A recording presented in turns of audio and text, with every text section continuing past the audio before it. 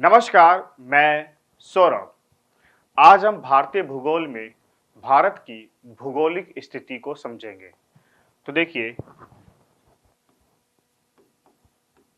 भारत की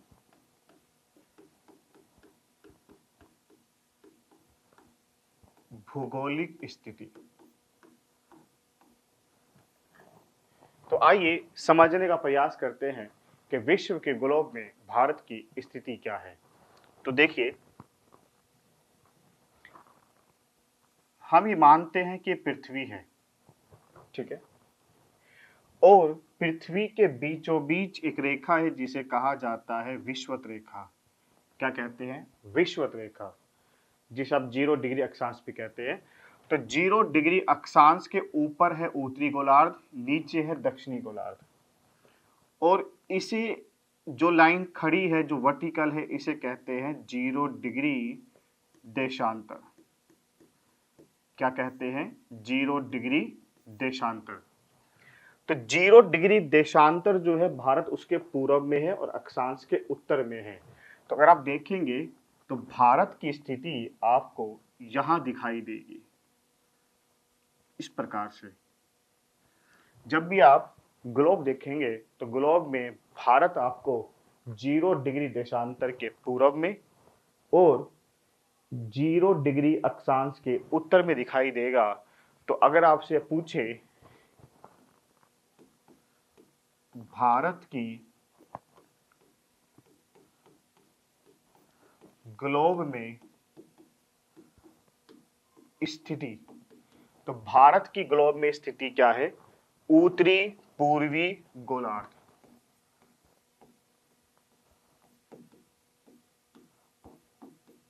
तो भारत उत्तरी पूर्वी गोलार्ध में स्थित है और भारत गोंडवाना लैंड का हिस्सा है। आज जो भारत है वो प्राचीन समय में गोंडवाना लैंड का हिस्सा है। आगे देखते हैं, आपसे पूछा जाएगा भारत का क्षेत्रफल बताइए।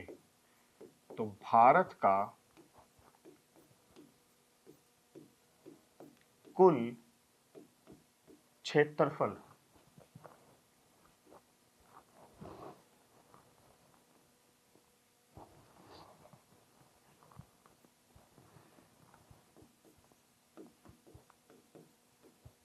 कितना है? 32,87,263 वर्ग किलोमीटर। तो 32,87,263 वर्ग किलोमीटर ये भारत का कुल क्षेत्रफल है। अब आपसे पूछेंगे कि भारत का जितना क्षेत्रफल है उसमें विश्व का कितना प्रतिशत है। तो ये जो क्षेत्रफल है भारत का, यह है विश्व का 2.43% है। तो विश्व का 2.43% है। आइए अब हम भारत का अक्षांश और देशांतर विस्तार को समझने का प्रयास करते हैं, लेकिन उससे पहले हम भारत का एक मानचित्र बनाते हैं। तो अगर हम मानचित्र बनाने की कोशिश करें तो देखिए, कुछ इस प्रकार से आपको भारत का मानचित्र दिखाई देगा।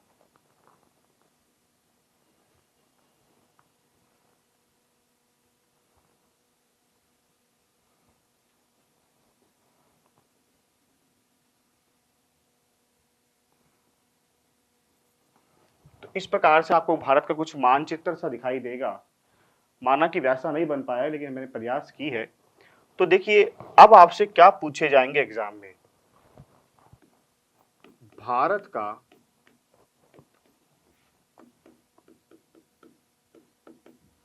देशांतर विस्तार बताइए। तो आपसे पूछा जाएगा भारत का देशांतर विस्तार। तो देखिए, देशांतर ये होती है जो भारत से ये खड़ी जो वर्टिकल लाइन होती है ना, हम देशांतर कहते हैं। ये हमने अपनी पुरानी वीडियो में अक्षांश और देशांतर में समझने का प्रयास किया था। तो भारत का जो देशांतर विस्तार है वो 68 डिग्री 7 मिनट से, और जो यहां से बाहर निकलेगी वो है 97 डिग्री 25 मिनट। तो मैं कह सकता हूं भारत का जो देशांतर विस्तार है वो 68 डिग्री 7 मिनट से 97 डिग्री 25 मिनट, ये भारत का कुल देशांतर विस्तार है। तो लगभग 30 देशांतर भारत से गुजरती है। ठीक है, अब हम समझेंगे भारत का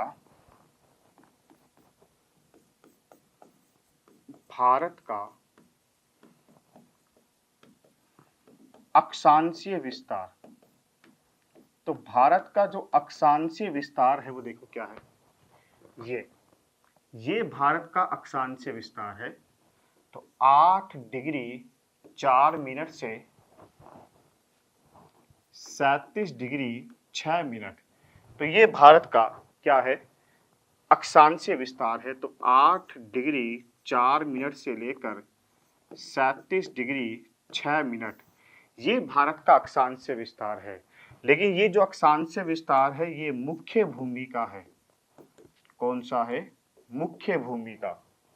अगर आपसे संपूर्ण भारत का अक्षांशीय विस्तार पूछ ले, संपूर्ण में क्या है, हमारा जो यहाँ अंडमान निकोबार केंद्र शासित प्रदेश है, जैसे नीचे के जो दो आपको दिखाई दे रहे हैं इन्हें कहते हैं निकोबार, और ऊपर के जो 4 आपको दिखाई दे रहे हैं मान लीजिए ये अंडमान है। अंडमान और निकोबार के बीच में जो एक चैनल है उसे कहते हैं 10 डिग्री चैनल, और 10 डिग्री चैनल अंडमान और निकोबार को अलग करता है। और इस निकोबार में यहाँ पर हमारा जो सबसे दक्षिणी बिंदु है जिसे हम इंदिरा पॉइंट कहते हैं, इंदिरा पॉइंट भारत का सबसे दक्षिणी बिंदु है और इंदिरा पॉइंट जो है वो 6-4 पर मौजूद है। तो अगर मैं कहूं संपूर्ण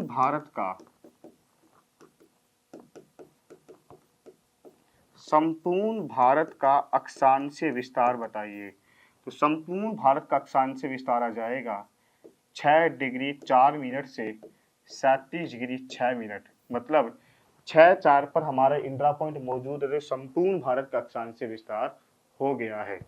इसके बाद देखिए, अगर हम समझने का प्रयास करें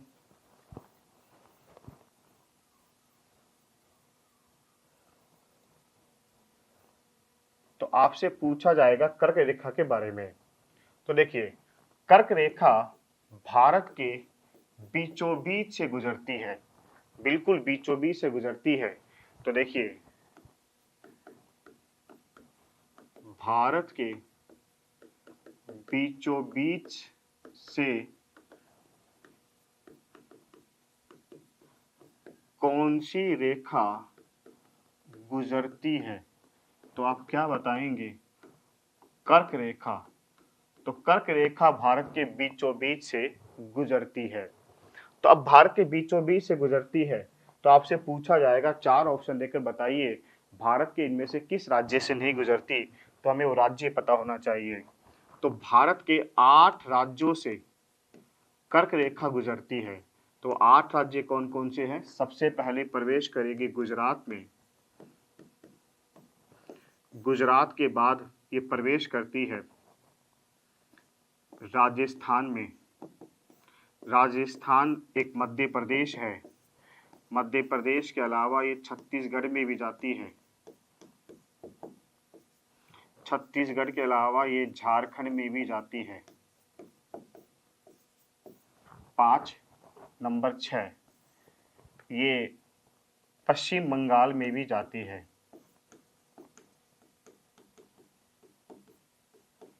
नंबर 7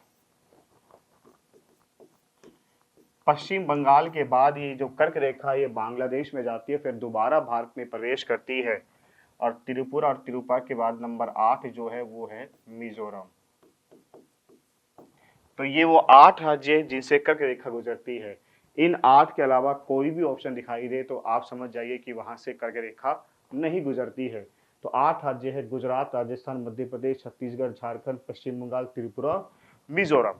तो इन 8 राज्यों को आप अपने माइंड में रखिए हमेशा कि इन 8 राज्यों से भारत के बीचों बीच से कर्क रेखा गुजरती है। आप हमेशा याद रखिए कि पाकिस्तान से कभी भी कर्क रेखा नहीं गुजरेगी, क्योंकि पाकिस्तान की स्थिति यहां पर है। तो पाकिस्तान की स्थिति यहां पर है, तो कर्क रेखा के उत्तर में स्थित है पाकिस्तान, इसलिए पाकिस्तान से कभी भी कर्क रेखा नहीं गुजरती। भारत से गुजरेगी, फिर बांग्लादेश में जाएगी, फिर बांग्लादेश से दोबारा भारत में आती है, फिर ये म्यांमार और फिर चीन में जाएगी। तो पाकिस्तान, नेपाल, भूटान ये कर्क रेखा के उत्तर में है, इसलिए इनसे कभी भी कर्क रेखा नहीं गुजरती है। इसके अलावा देखिए आपसे क्या पूछा जाएंगे, आपसे पूछेंगे भारत का सबसे उत्तरी बिंदु बताइए। तो भारत का जो सबसे उत्तरी बिंदु है वो क्या है? तो देखिए भारत का सबसे उत्तरी बिंदु, तो भारत का सबसे उत्तरी बिंदु क्या है? तो सबसे उत्तरी बिंदु आपके पास आ जाएगा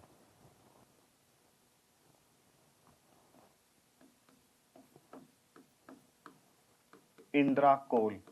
तो इंद्राकोल भारत का सबसे उत्तरी बिंदु है। अगर आपसे पूछे भारत का सबसे दक्षिणी बिंदु बताइए, तो भारत का जो सबसे दक्षिणी बिंदु आएगा वो क्या है? इंदिरा पॉइंट। तो इंदिरा पॉइंट भारत का सबसे दक्षिणी बिंदु है। इसके अलावा देखिए आपसे क्या पूछा जाएगा,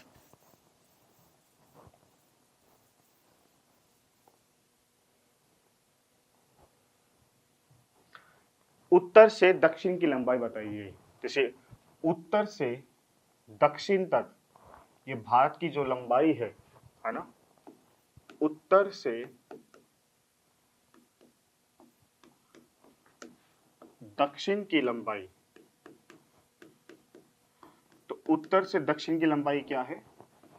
3214। और जो ये पूरब से पश्चिम की जो लंबाई है भारत की, पूरब से पश्चिम की लंबाई,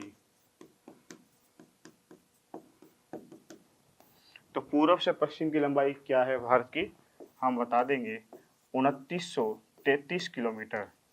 ये भी किलोमीटर में आता है। इसके अलावा देखिए आपसे क्या पूछते हैं,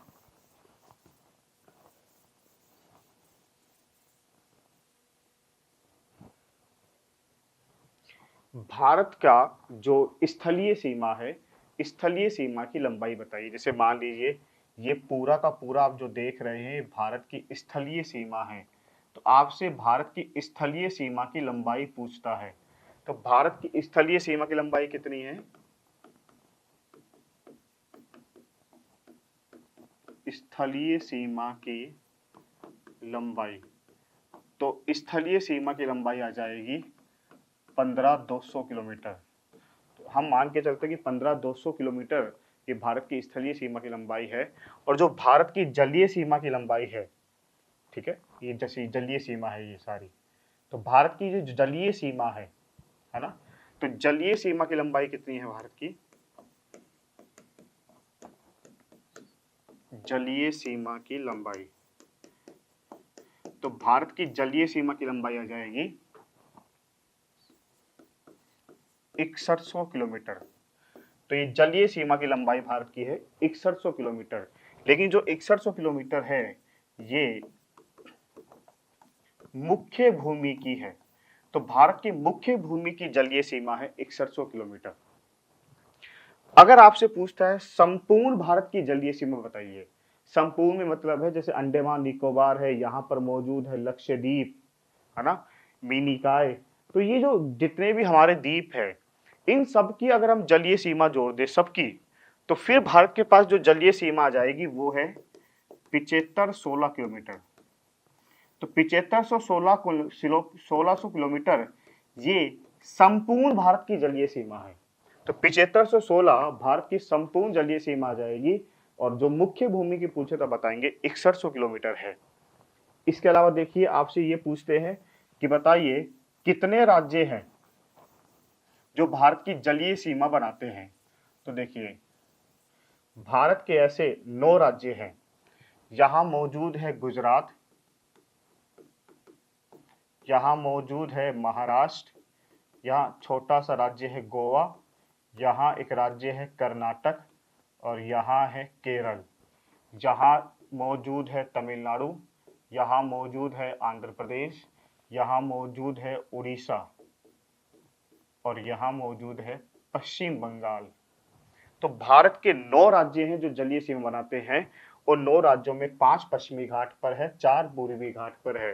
तो देखिए वो 9 राज्य कौन कौन से हैं। एक गुजरात, गुजरात के बाद है महाराष्ट्र और महाराष्ट्र के बाद है गोवा, गोवा के बाद है कर्नाटक, कर्नाटक के बाद है केरल। ये जो 5 राज्य हैं ये कहाँ मौजूद है, पश्चिमी घाट पर। और 4 बच गए, तमिलनाडु, तमिलनाडु के बाद है आंध्र प्रदेश और आंध्र प्रदेश के बाद है उड़ीसा और उड़ीसा के बाद है पश्चिम बंगाल। तो ये कुल 9 राज्य हैं जो पश्चिमी, जो मतलब जलीय सीमा बनाते हैं। ये 4 पश्चिमी घाट पर है और ये 4 भारत के पूर्वी घाट पर मौजूद है। आपको ये भी याद करना होता है कि कौन पश्चिमी घाट पर कौन पूर्वी घाट पर है। अब आपसे क्या पूछेंगे कि सबसे लंबी तटरेखा किस राज्य की है। तो देखिए अगर हम बात करें सबसे लंबी तटरेखा, तो भारत के किस राज्य की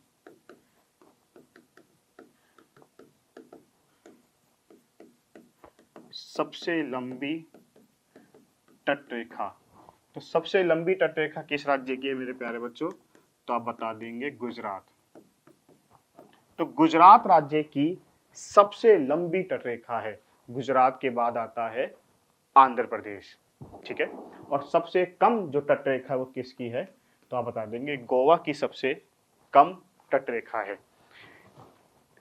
यहाँ पे मौजूद है चीन, यहाँ आप देखेंगे आपको नेपाल दिखाई देगा, यहाँ आपको भूटान दिखाई देगा, ये म्यांमार है, यहाँ आपको कुछ बांग्लादेश दिखाई देगा, ठीक है। अगर आप नीचे देखेंगे तो नीचे आपको इस प्रकार से श्रीलंका दिखाई देगा, ये मौजूद है श्रीलंका, ठीक है। कई बार ये पूछ लेते हैं आपसे आदम ब्रिज, तो आदम ब्रिज किन 2 देशों के बीच है, जिसे आप आमतौर पर राम सेतु कहते हैं। ये भारत और श्रीलंका के मध्य स्थित है आदम ब्रिज या एडम्स ब्रिज इसे कहते हैं, राम सेतु इसे कहते हैं। मन्नार की खाड़ी जो है वो तमिलनाडु और श्रीलंका के बीच में स्थित है।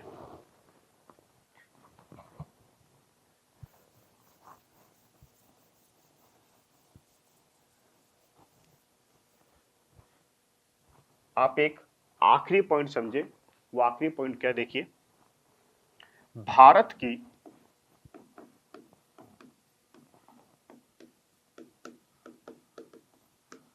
प्रादेशिक जलीय सीमा, कि भारत की प्रादेशिक जलीय सीमा कितनी है।